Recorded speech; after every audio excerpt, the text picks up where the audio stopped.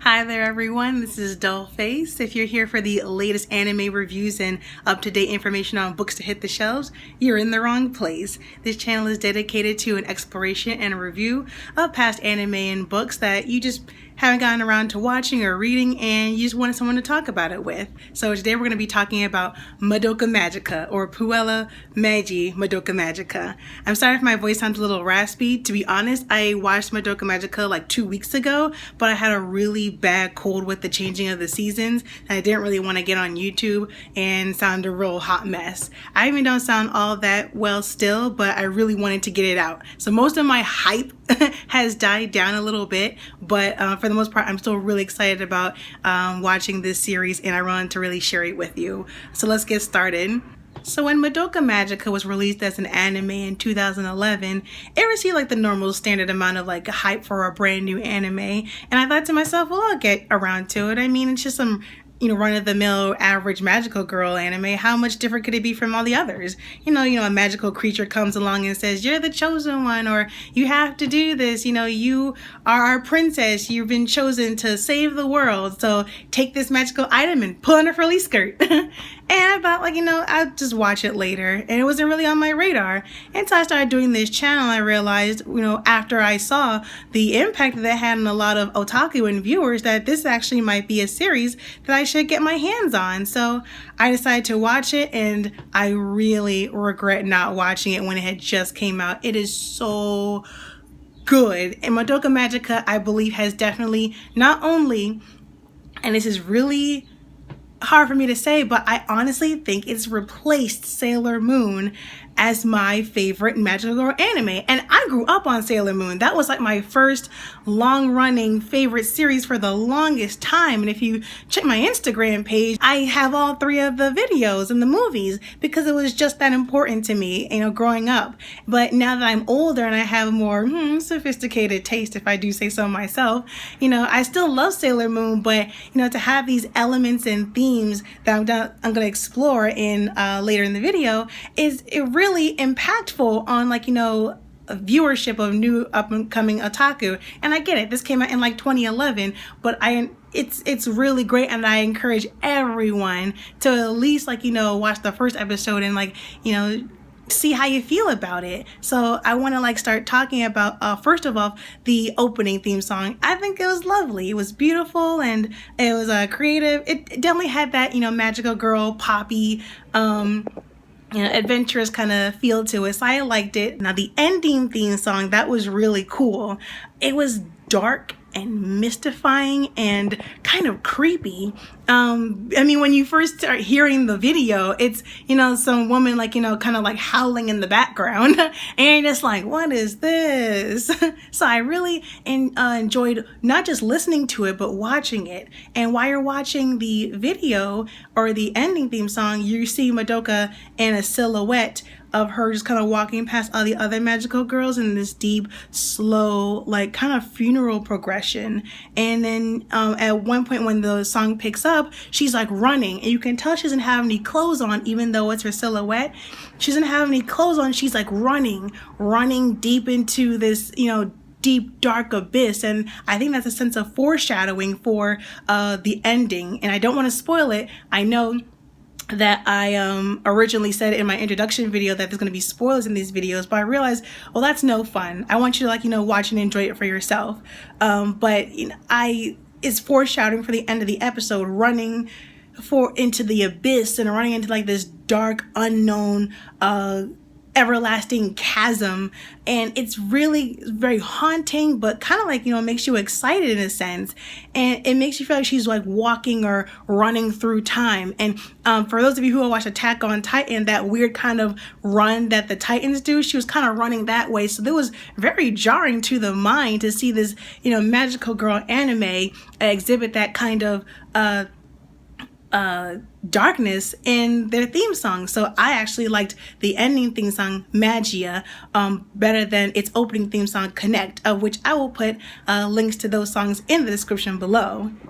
So there wasn't really much in the way of insert songs in this show. Maybe there were, but I didn't really catch it. But the little insert songs that I did like were the ones where they were transforming, and it was this kind of a high opera kind of sound, and it was just like a quick maybe 10-second transformation. I like that. And traditional shoujo magical girl anime, you gotta have a transformation with them spinning around and ribbons coming out of nowhere, and the body glows, and you're naked for about a good chunk of it, and then you're basically doing a whole makeover in the air. And it's a little time consuming, but I mean, they are kind of juicy. I mean, who doesn't really love a good magical girl transformation? But in this one, it's just like, no, you're not ready. You're not here to fool around. You're not ready to get dulled up. You're not ready to have fun. You have work to do. Go kill those witches. Go kill those witches and get back and get back to work. So I like the transformations, how they're quick and they're snappy, and it's like, got my weapon, got my fancy outfit, to show that I'm a magical girl, and let's get to it. Which makes a lot of sense because the animation style isn't really something that's meant to be really poppy and glossy and pretty. They don't try to make the characters stand out all too much. They want to the artist definitely wants you to make you feel as though these characters aren't larger than life. Usually, and not just Magical Girl, but in any anime, you see the main character have hair out to here, or they definitely got some outfit that's not what everyone else wears. The high school, the school uniform is blue, but the character's wearing green, or they don't wear the uniform at all. They want to make you know that these characters are just like everyone else, and they're just regular people. They're average students. And so because of that, if you look at it, the characters, they have a cross between Nichijou and Azumanga Daioh. So if you've seen one or both of those anime, you've been input it into Madoka Magica, that's basically the show. They've got a very simplistic art style, and it's very smooth, very pleasing. They make the characters very likable to the eye. And I just really enjoyed seeing the eyes. The eyes are actually very pretty. If you look closely, they've got these cross hatches that's very close to the manga style. So I really appreciated seeing that it's very different. The ultimate reason why I enjoy the Madoka Magica series is not because of the animation, not because of the music or anything like that. Ultimately, I love the story. The story is different because it doesn't follow any of the traditional magical girl formula or the tropes or cliches that usually accompany it. Usually in an anime, in a magical girl anime, the main character is the first one to change. She's the first one to undergo transformations and the first one on the team.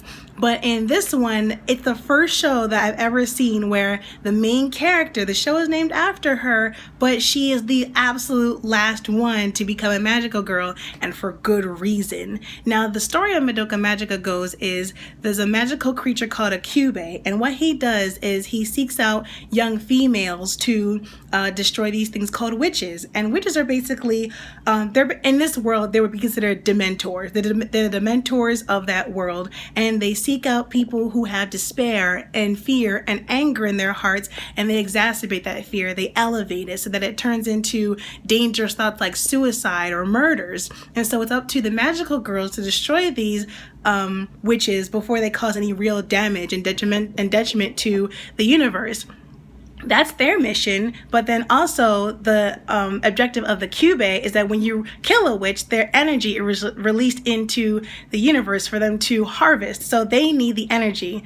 Got some Sailor Moon vibes going on, but this is like Sailor Moon for the greater good. We need your energy for the greater good. But I digress. So basically, it's a contract that you make with the Kyubey. In exchange for giving them your body for fighting these witches, they will grant you a wish of your choosing, anything that you desired. The sky is not even the limit. You can wish to fall in love with someone or have them fall in love with you, or you can, wish for world peace or world domination, anything you want. No wish can't be denied.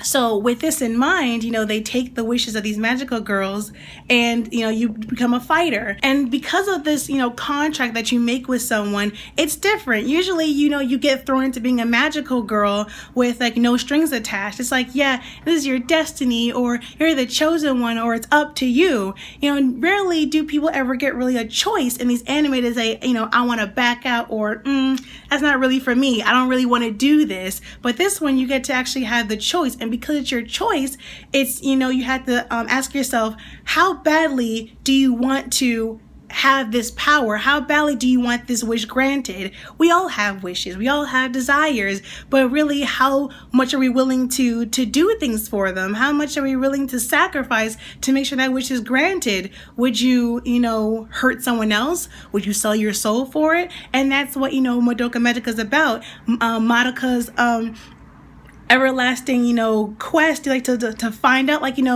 do I really want to do this? I want to help my friends, but at what cost? That's basically the theme of the show, to help someone to have a grand wish, but at what cost? Because at the end of the day, this isn't just something where you just get to go home to and everything is well and everything is fine. You don't just get to, like, go home and, eat dinner with your family and sit in the katasu or whatever, eating good meals. No, you don't get to do that. The effects of battle, it'll follow you. They have an impact on your psyche and your soul and your mental health. We just said that someone who works in the mental health profession, I really enjoyed they explored that, the toll and the burden of being a magical girl. You have post-traumatic stress, not only because you're doing something that you paid a great price for, but rather because you have to keep working at it. Someone gave you a great wish and now you have to keep your end of the bargain. You have to do this alone. So unlike other magical girls where it's like, you get like all the characters and like, I'm the pink one, I'm the green one, I'm the yellow one. You're on your own.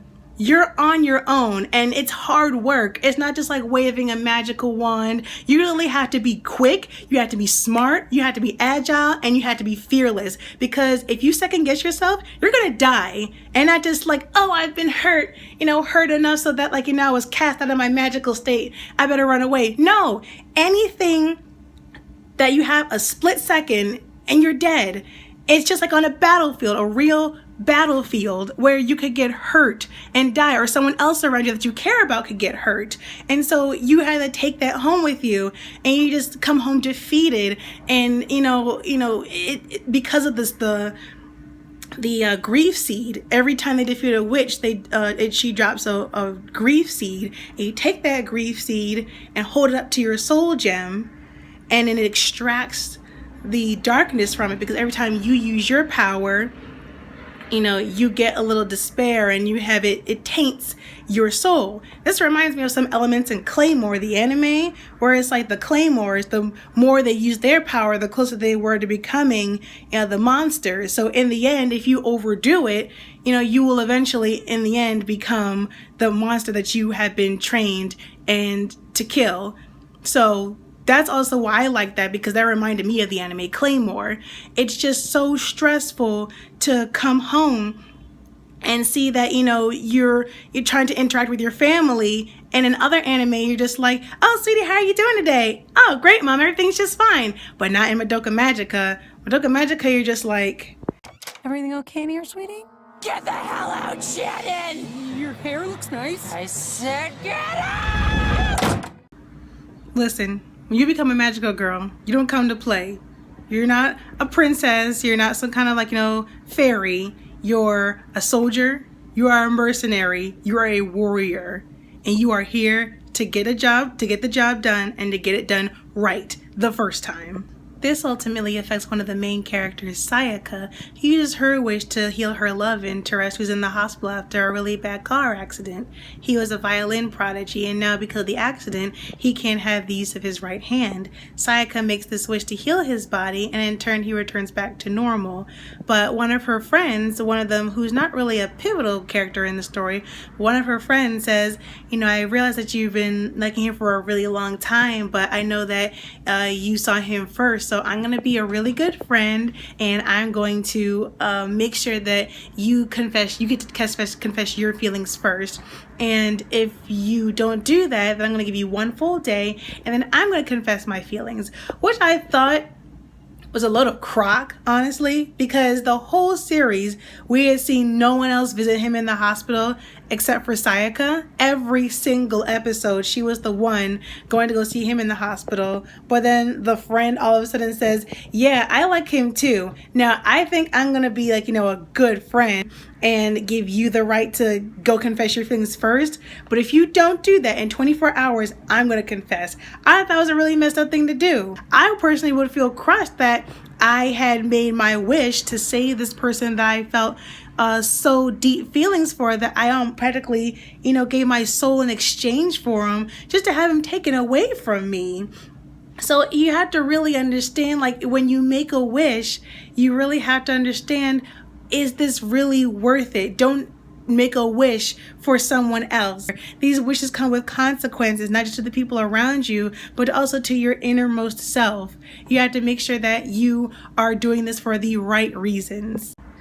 Now, lastly, one of the things that I wanted to talk about was something that doesn't really get discussed in the anime community because there's really no need to, or it really doesn't exist, and that's the theme of parenthood. Now, let's not say that parents don't exist at all in anime, but for most of our shows, most of the shows that we do watch, they just are not a contributing factor to the story. They're just not there. Either they are there, but then they die, or you have one parent, or they're both on business, or for some ridiculous reason they decide to leave you at home, like, oh honey, we're going out of town, or we're going to go travel around the world, go watch your 7 brothers and sisters. And it's like, excuse me, no, wait, what are you doing? I'm a minor, I'm 15, I can't watch 13 other children under the age of 7. What are you doing? This is neglect, this is abuse. You can't do that. So in anime, we just get accustomed to parents just not being there, but it's really nice and refreshing to see that not only does this character have 1 but 2 of her parents, and they're both very involved in her life. When I say very involved, I don't mean that they're just, they just exist in the household, but they communicate with her, they talk with her, they ask her, how are you doing? How is your day going? How are your feelings? On a day-by-day basis, on a consistent basis. And they offer advice, and they're nurturing, and they're caring.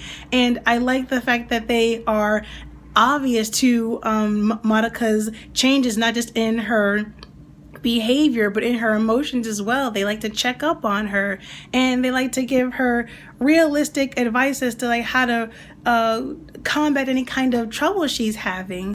I mean, the only time where I had to say that this kind of fell flat was in like the very last episode where Madoka wants to go outside and help her friend Homura, and her mom's like, where are you going? And she's like, I had to go help my friend. And like, if you don't get back inside, it is the end of the world outside. It is the end of the world. It is the apocalypse outside. Get back inside with the family. And she's like, no mom, I can't. She needs me.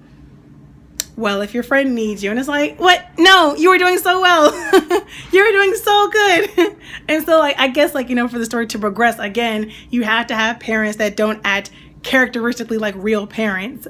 But overall, the relationship between the mother and the father, I really like seeing like the gender roles twist. Like the dad, he was a stay-at-home father, and the mom was not just a working mother, but she was a hardworking businesswoman, and because of she was good at her job, she was able to provide a very good foundation and home for her family. I mean, they lived very, very well, and he wasn't her husband wasn't jealous about this. He wasn't like, feeling threatened by her. He said, because that she's so headstrong and because that she's so determined and stubborn like this is why I love her, and I'm proud of her for that. When do you ever get to hear that in anime?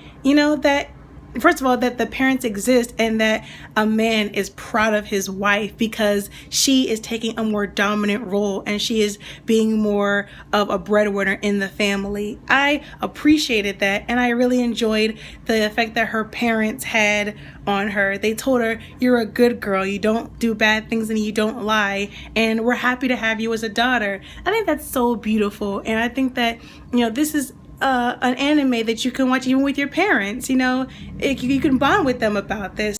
So that has been a review of Puella Meiji Madoka Magica. I really appreciate you guys coming to the past with me and discussing these themes that are really important to me and I think the story.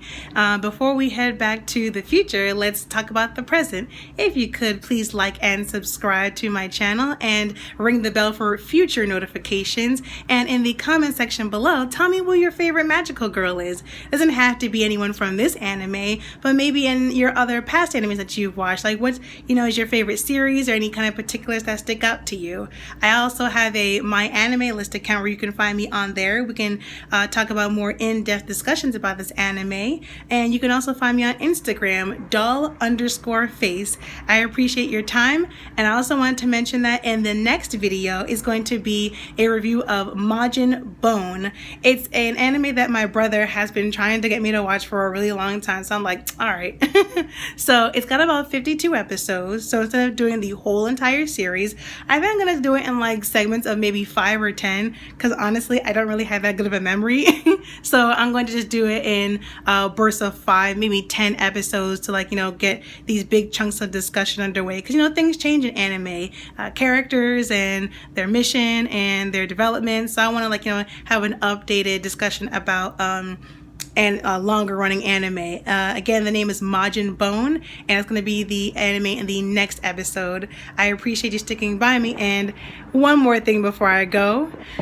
This is for all my book readers here. Where is it? I am here. That's where I am in this book right now. Honestly, this book is like a real pain in my you-know-what, and it's a real thorn in my side. I can't wait to get it done. Can't wait to get it over with. So for those of you who are waiting for this thing right here, it's coming whenever. I don't even care. It's like I want to finish, but I don't really like the book anymore. So I'll see you in the next video. Thanks for stopping by. See ya.